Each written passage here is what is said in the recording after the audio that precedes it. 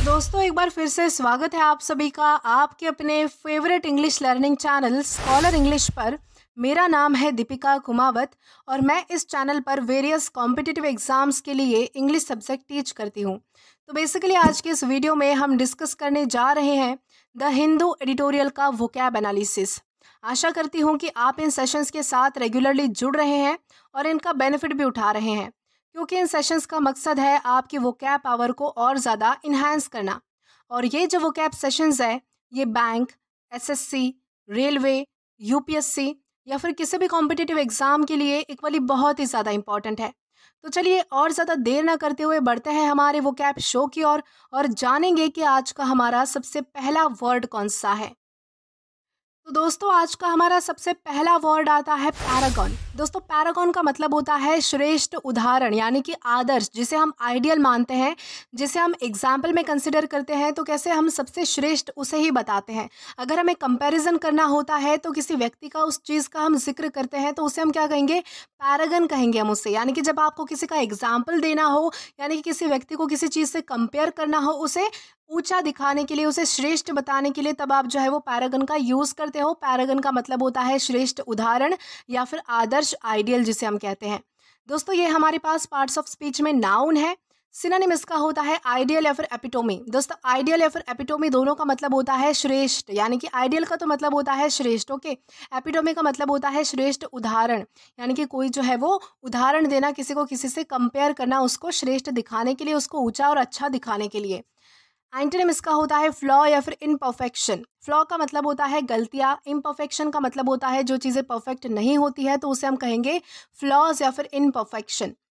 अब अगर बात करें इसके एग्जाम्पल की तो एग्जाम्पल इसका है this sculpture is paragon of beauty. यानी कि ये जो मूर्ति है, ये जो स्कल्पचर है वो यानी कि सुंदरता का प्रतीक है, सुंदरता का सबसे बेस्ट एग्जाम्पल है। यानी कि इससे अलावा कोई और अच्छी या फिर सुंदर चीज़ हो ही नहीं सकती। तो इस तरह से यहाँ पर जो है हम वो पैरागन इस वर्ड का अलग अलग सेंटेंसेस में यूज़ कर सकते हैं और मतलब को समझ सकते हैं। दोस्तों इसी के साथ हम आगे जाएंगे हमारे नेक्स्ट वर्ड की ओर और जानेंगे कि इसके बाद हमारा अगला वर्ड कौन सा है।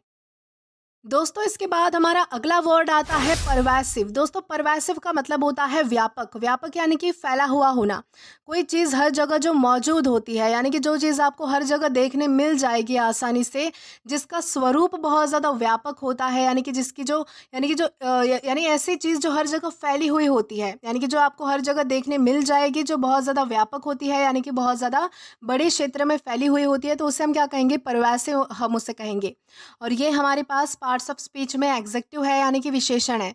सिनोनिम इसका होता है वाइड स्प्रेड या फिर प्रिवालेंट। वाइड स्प्रेड का मतलब होता है फैला हुआ होना और प्रिवालेंट का भी मतलब होता है प्रचलित होना या फिर फैला हुआ होना। प्रचलित होना यानी कि आज के समय में मौजूद होना, फैला हुआ होना। एंटोनिम इसका होता है लिमिटेड या फिर रेस्ट्रिक्टेड। लिमिटेड या फिर रेस्ट्रिक्टेड का मतलब होता है कि कोई चीज़ जो है वो बिल्कुल कम संख्या में मौजूद होना या फिर लिमिटेड होना, रेस्ट्रिक्टेड होना यानी कि बंधित होना, तो उसे हम कहेंगे लिमिटेड या फिर रेस्ट्रिक्टेड। रेस्ट्रिक्टेड का मतलब आपको पता होगा कि कोई चीज़ जो है वो नियंत्रण में होती है, बिल्कुल कंट्रोल में होती है, रेस्ट्रिक्शन में होती है, तो उसे हम कहते हैं लिमिटेड या फिर रेस्ट्रिक्टेड। एग्जाम्पल देखिए तो एग्जाम्पल इसका है करप्शन इज़ अ परवैसिव प्रॉब्लम। यानी कि जो करप्शन है, जो भ्रष्टाचार है, वो व्यापक स्वरूप की प्रॉब्लम है। यानी कि व्यापक है मतलब कि हर जगह प्रचलित है, हर जगह फैली हुई है। यानी कि ऐसा कोई देश नहीं है, ऐसा कोई जगह नहीं है जहाँ पर आपको करप्शन देखने के लिए नहीं मिलेगा। हर जगह जो है वो भ्रष्टाचार कम ज़्यादा पैमाने में होता ही है। तो इस तरीके से हम जो है वो परवैसिव इस वर्ड का अलग अलग सेंटेंसेस में यूज़ कर सकते हैं। देन इसी के साथ हम आगे जाएंगे हमारे नेक्स्ट वर्ड की ओर और जानेंगे कि इसके बाद हमारा अगला वर्ड कौन सा है।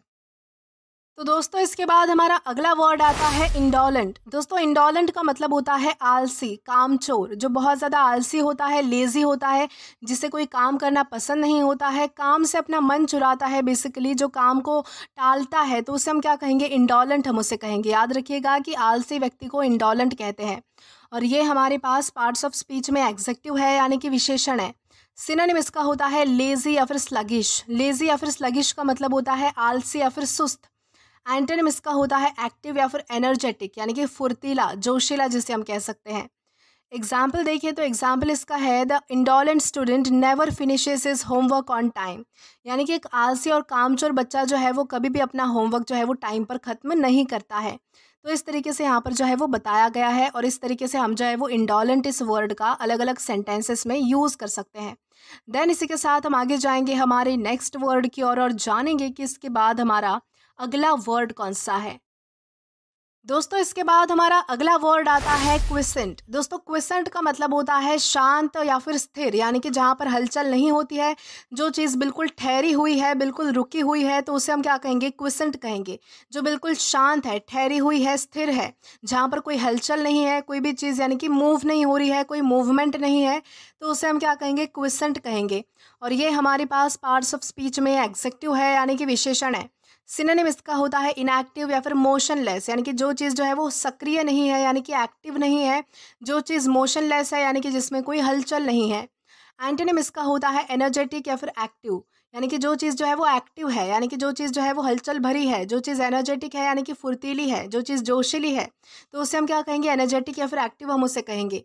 अब अगर बात करें इसके एग्जाम्पल की, तो एग्जाम्पल इसका है the volcano has been quiescent for centuries, यानी कि ये जो ज्वालामुखी है, जो वोल्केनो है, वो सालों से बिल्कुल ऐसे ही शांत और स्थिर है, यानी कि इसमें कोई भी हलचल नहीं है। तो इस तरीके से हम जो है वो क्विसेंट इस वर्ड का यूज़ कर सकते हैं अलग अलग सेंटेंसेस में। देन इसी के साथ हम आगे जाएंगे हमारे नेक्स्ट वर्ड की ओर और जानेंगे कि इसके बाद हमारा अगला वर्ड कौन सा है।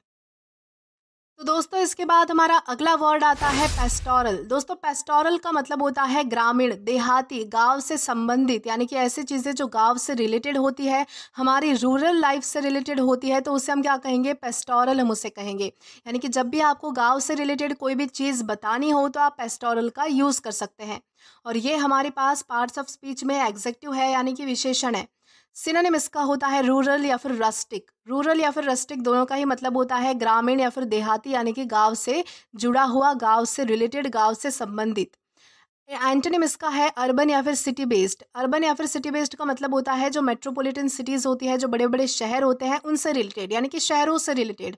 गांव का अपोजिट हो गया शहर। अब अगर बात करें इसके एग्जाम्पल की, तो एग्जाम्पल इसका है he painted a beautiful pastoral scene with cows and green fields, यानी कि उसने जो है वो बहुत ही सुंदर ग्रामीण क्षेत्र का नज़ारा बनाया, यानी कि ग्रामीण भाग का देहात यानी कि गांव से रिलेटेड नज़ारा बनाया। जिसमें उसने क्या ऐड किया, तो उसमें जो है वो उसने दिखाया कि वहाँ बहुत सारे जो है वो गाय हैं और जो है वो बहुत ही अच्छा ग्रीन फील्ड है, यानी कि हरी घास वाला जो है वो मैदान है। तो इस तरीके से हम जो है वो पेस्टोरल इस वर्ड का यूज़ कर सकते हैं अलग अलग सेंटेंसेस में। देन इसी के साथ हम आगे जाएंगे हमारे नेक्स्ट वर्ड की ओर और जानेंगे कि इसके बाद हमारा अगला वर्ड कौन सा है। दोस्तों इसके बाद हमारा अगला वर्ड आता है एक्सूबरेंट। दोस्तों एक्सूबरेंट का मतलब होता है उत्साही, जोशीला, ऊर्जा से भरा हुआ, यानी कि जब कोई काम बहुत ही ज़्यादा जोश के साथ किया जाता है, एनर्जी के साथ किया जाता है, तो उसे कहा जाता है एक्सूबरेंट। और ये हमारे पास पार्ट्स ऑफ स्पीच में एग्जेक्टिव है, यानी कि विशेषण है। सिनोनिम इसका होता है एनर्जेटिक या फिर जॉयफुल, यानी कि उत्साही या फिर जोशीला, ऊर्जा से भरा हुआ। एंटोनिम इसका होता है डल या फिर ग्लूमी, यानी कि जो चीज़ उदासीन होती है, यानी कि जिसमें जो है वो कोई एक्साइटमेंट नहीं होती है, जो बोरिंग होती है, उबाऊ होती है। ग्लूमी यानी कि उदास होना, तो उसे हम कहेंगे डल या फिर ग्लूमी। अब अगर बात करें इसके एग्जाम्पल की, तो एग्जाम्पल इसका है she gave an exuberant performance on stage, यानी कि उसने जो है वो स्टेज पर बहुत ही जोशीला, बहुत ही ऊर्जा से भरा हुआ एक परफॉर्मेंस दिया, यानी कि परफॉर्म किया। तो इस कॉन्टेक्स्ट में हम जो है वो एक्सूबरेंट इस वर्ड का यूज़ कर सकते हैं। देन इसी के साथ हम आगे जाएंगे हमारे नेक्स्ट वर्ड की ओर। दोस्तों इसके बाद हमारा अगला वर्ड आता है इम्यूटेबल। दोस्तों इम्यूटेबल का मतलब होता है अपरिवर्तनीय, यानी कि स्थायी, जो चीज़ परमानेंट होती है, जिसे बदला नहीं जा सकता, न बदलने योग्य, यानी कि जो अपरिवर्तनीय होती है, जिसमें कोई चेंजेस आप नहीं कर सकते हो, तो उसे हम क्या कहेंगे, इम्यूटेबल हम उसे कहेंगे। और ये हमारे पास पार्ट्स ऑफ स्पीच में एग्जेक्टिव है, यानी कि विशेषण है।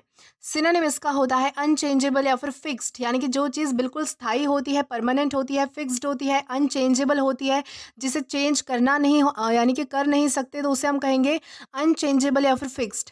एंटोनिम इसका होता है चेंजेबल या फिर फ्लेक्सिबल। चेंजेबल का मतलब आपको पता है कि जिसे बदला जा सकता है। फ्लेक्सिबल का मतलब जो है जिस पर प्रभाव डाला जा सकता है, यानी कि जिसे तोड़ मरोड़ कर पूरी तरह से अपने हिसाब से आप चेंज कर सकते हो, तो उसे हम कहेंगे चेंजेबल या फिर फ्लेक्सिबल। अब अगर बात करें इसके एग्जाम्पल की, तो एग्जाम्पल इसका है the laws of nature are considered immutable, यानी कि प्रकृति के जो नियम होते हैं वो कभी भी हम बदल नहीं सकते, यानी कि उनको जो है वो अपरिवर्तनीय माना जाता है। तो इस तरीके से हम जो है वो इम्यूटेबल इस वर्ड का यूज़ कर सकते हैं अलग अलग सेंटेंसेस में। देन इसी के साथ हम आगे जाएंगे हमारे नेक्स्ट वर्ड की ओर और जानेंगे कि इसके बाद हमारा अगला वर्ड कौन सा है। तो दोस्तों इसके बाद हमारा अगला वर्ड आता है डेलिटोरियस। दोस्तों डेलिटोरियस का मतलब होता है हानिकारक, नुकसानदेह, यानी कि जो चीज़ हमारे यानी कि हमें नुकसान पहुंचाती है, हार्मफुल होती है हमारे लिए, तो उसे हम क्या कहेंगे, डेलिटोरियस हम उसे कहेंगे। यानी कि जो चीज़ आपको हानि पहुंचाती है, नुकसान पहुंचाती है, तो उसे आप कहोगे डेलिटोरियस। दोस्तों ये हमारे पास पार्ट्स ऑफ स्पीच में एग्जेक्टिव है, यानी कि विशेषण है। सिनोनिम इसका होता है हार्मफुल या फिर इंजूरियस, यानी कि जो चीज़ें हानिकारक होती है, जानलेवा होती है, जिससे आपको खतरा होता है, तो उसे हम कहेंगे हार्मफुल या फिर इंजूरियस। एंटोनिम इसका होता है हेल्पफुल या फिर सेफ, यानी कि जो आपके लिए मददगार होती है, जो आपके लिए सेफ होती है, यानी कि आपके लिए सुरक्षित होती है, तो उसे हम कहेंगे हेल्पफुल या फिर सेफ। अब अगर बात करें इसके एग्जाम्पल की, तो एग्जाम्पल इसका है स्मोकिंग इज़ डेलिटोरियस फॉर हेल्थ, यानी कि जो स्मोकिंग है, यानी कि धूम्रपान करना हमारी सेहत के लिए बहुत ज़्यादा हानिकारक हो सकता है, यानी कि नुकसान पहुंचाने वाला, नुकसानदेह हो सकता है। तो इस तरीके से हम जो है वो डेलिटोरियस इस वर्ड का यूज़ कर सकते हैं अलग अलग सेंटेंसेस में। देन इसी के साथ हम आगे जाएंगे हमारे नेक्स्ट वर्ड की ओर।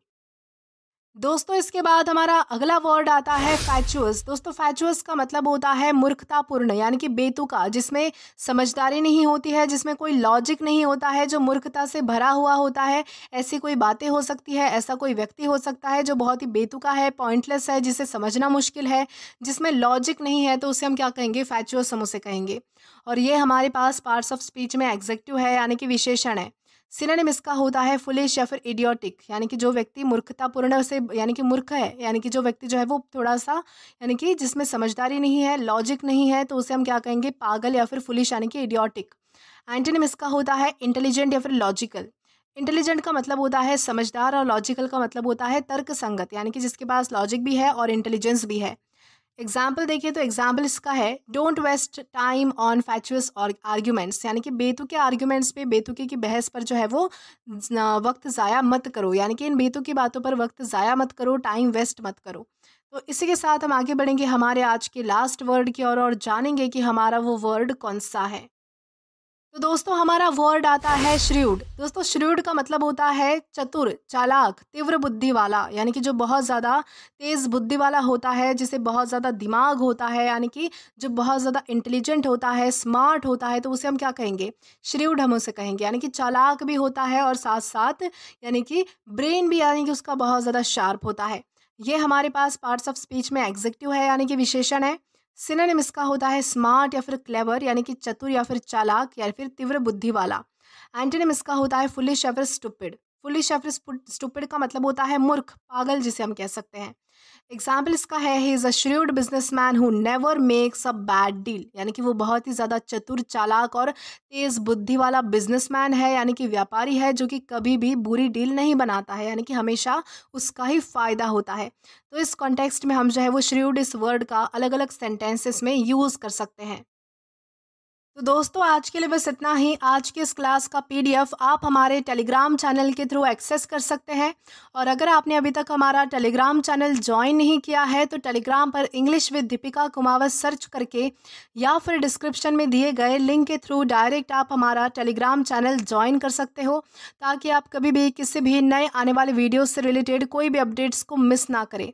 और दोस्तों अगर आपको आज का ये वीडियो पसंद आया है तो do like this video, subscribe the channel and share as much as you can. और अगर आपने इससे पहले वाले वीडियोस नहीं देखे हैं तो यहाँ पर मैंने एक प्लेलिस्ट प्रोवाइड कर दी है, जहाँ पर आप क्लिक करके वो सभी पहले वाले वीडियोस भी देख सकते हो और एक्सप्लोर कर सकते हो। Till then keep learning. Thank you.